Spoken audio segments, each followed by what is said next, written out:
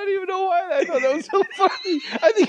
I think in my mind there was a visceral response to the two words tickle and spooky, but they traded paint like when you watch NASCAR and those cars bump each other, they just touch like tickle and spooky, just like their front fender just touching.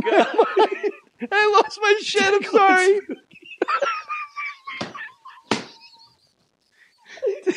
There's the name of the podcast, Tickle and Spooky. It sounds like a morning show in Ohio. Hi. Hey, it's a Tickle and Spooky morning. Who heard Mark Pryor on Tickle and Spooky? That was those guys. God. So I sat there, I'm having like a hard time. I had like I'm done. I have panic bad. Yeah. And I haven't had panic in like a decade.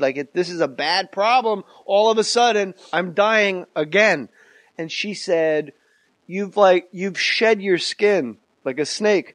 But when you go on stage, you got to pick up that skin and bring it up with you because you don't have a set as who you really are.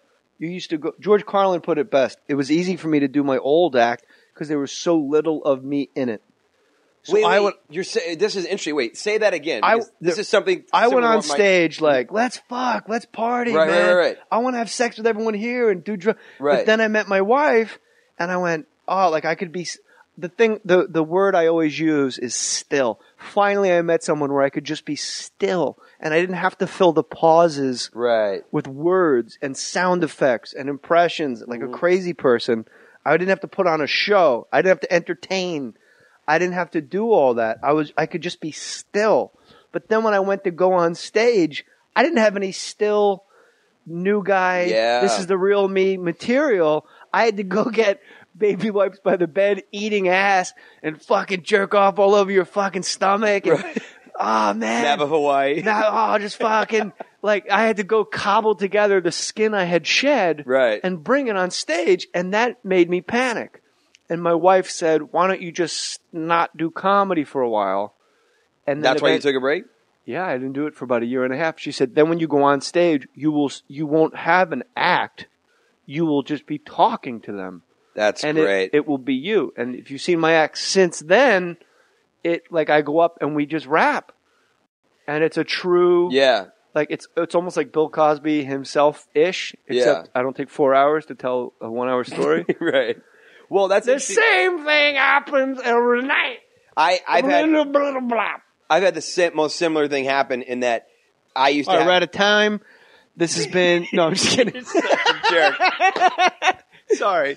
And you're the best impressionist in the world, and we're talking about rubbing dicks and fucking. Well, coming from you, I mean, Jesus, that's like Keith Richards saying, "I know how to pick on a guitar." I hope you're kidding. That's you're here because of your impressions. So I thought we were friends. I thought that's why I was here.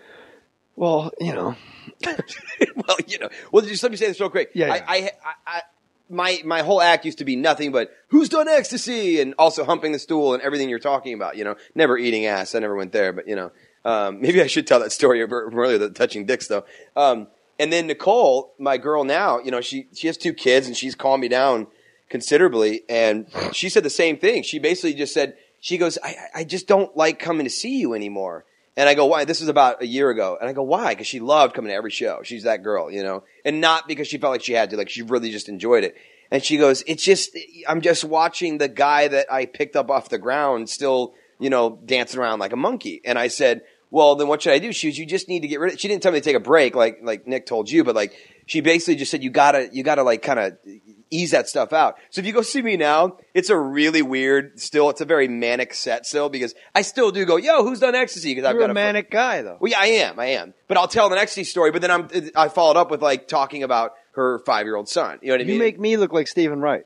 Yes. No, I do. Yeah. Thanks a lot. I can't even sit still right now. I'm just moving around the chair. I used to be on a softball team. Have you ever met Stephen Wright? At a planetarium. And we used to practice in the planetarium. You ever hear that story I used to tell? I don't know that one. It's the weirdest joke I have ever heard. And a joke that's... yes, I've met him, and I saw him. My wife knew him real well when she was with Bob. And then oddly, when we were looking for houses, we kept seeing him at open houses, but he wasn't buying houses. He just goes to open houses to look around. Like Jason Segel and what's that movie? I Love You, Man. He just shows up and he's... Yeah. So, by the way, I think it's really weird that you call your wife's ex-husband Bob. Well, it's short. It's just funny. Yeah, Bob. It's Bobcat. Bobcat Goldthwait. You're like, B over there. Bob. Hi, Bob. Hey, Bob. And if I ever see him, I'll shake his hand and say, thanks for this life. Really? Well, yeah, if he didn't walk out on her, it wouldn't have met her. That's what happened? Hey, you're a few podcasts behind. You're like, we're not doing it. We covered that shit on the Double album.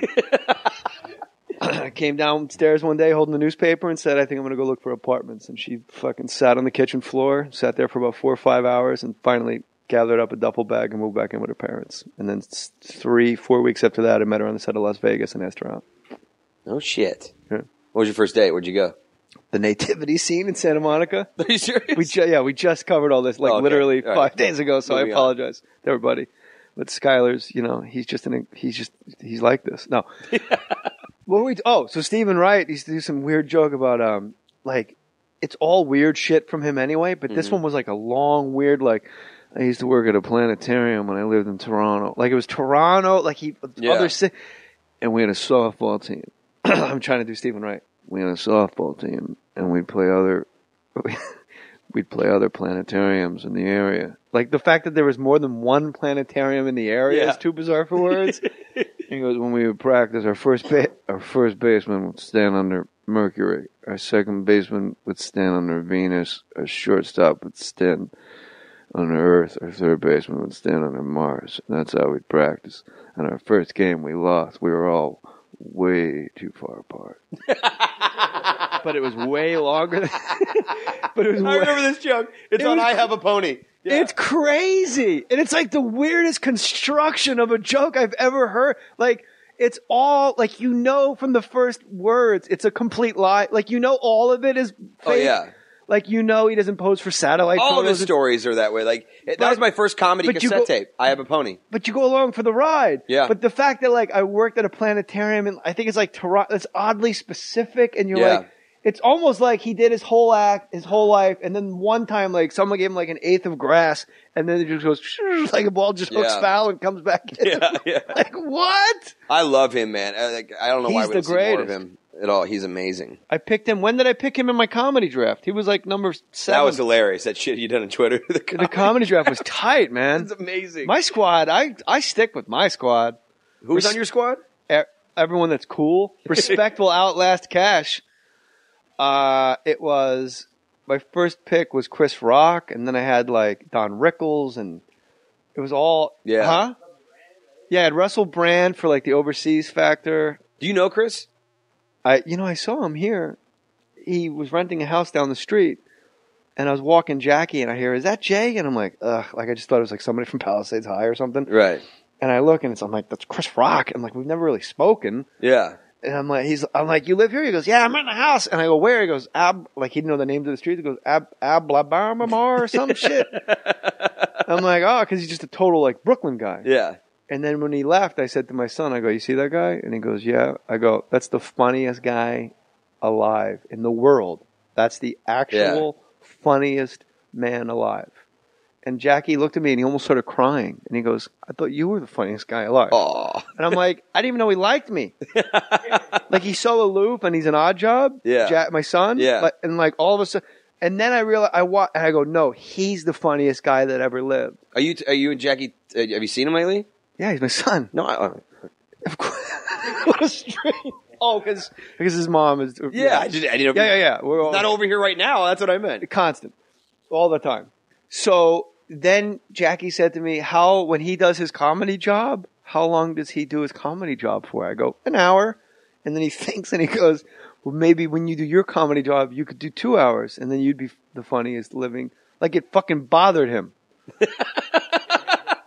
But also, I think at the time he was 7 and in the kind of asshole competitive phase. You're awful to be around because you got to win. What do you want me to tell you? Yes, you broke the record for standing on one leg. You're amazing. You have more cartilage than anyone. You're right. What? Weird shit. Right. But for a kid to see, I read, there's all those weird parenthood moments where you go, not only I'm telling my son someone's better than me, but I'll never, ever, ever, no matter what happens, be in the realm of Chris Rock as far as great comedy. Yeah. And it's fucking my son's head up because he's in a world of, I won. Like, and if you didn't win, you didn't play. And he wants you to win too. Yeah. Like, I'm better at the swing. Like, this is like if you go to a kid's house with training wheels and the other kid doesn't have training wheels, you don't go to that kid's house anymore. Like that awful part. Until yours are off and then you go back over. They're like, yo, I'm part of the party now. But yeah. So Chris, I saw Chris backstage when we talked about, I asked Mike Catherwood about Paula Poundstone, or my wife. I think I asked my wife if anybody thought that she did it, Paula Poundstone with the kids. Oh, right. And look, I'm pro comic and I don't know anything. And apparently she didn't, because if you did do what she was accused of doing, you wouldn't have custody of a fucking kid. Yeah. But at the time, I remember we were backstage at Caroline's and Chris Rock goes, yeah, she did it. And we're like, what? He goes, let me tell you something, man. We're in show business. We're all in this business because we took it to another level. We all fucked it, sucked it, smoked it, drank it. If you catch me in bed with a 5-year-old, I'm fucking him. It's like the most amazing light to be put on a situation. Like, look, let's not kid. And I say all of this, prefacing this with Paula Poundstone didn't do it. Yeah. But just Chris going, let's not forget the group of people. We're all in this business called show. Yeah. Everything about it is appealing. You know why? Because you can fucking trick 5-year-olds into getting into bed with you. What's your favorite special of his? The first one. Is that Bigger and Blacker? That's his second one. No, Bring the Pain is the first one. But Bring the Pain. That's your favorite one? All of them. I'm going Bigger and Blacker. Yeah, Bigger and Blacker is my... I Could Be Mayor. Is that Bigger and Blacker? Which one? I Could Be Mayor. Don't smoke crap. I'll go with the Chris. It's also got the eating ass joke, It's got the for some reason he has the exact Colorado Rockies logo, C and R. Yeah. And I'm like, how did that get past? Yeah, how legal in Denver? Yeah. Like I understand you want your initials, but you have the exact CR Colorado Rocky. It's the water heater. The exact Colorado Rockies logo. Yeah. I watched that. Did you see the Bird movie with Steve Martin?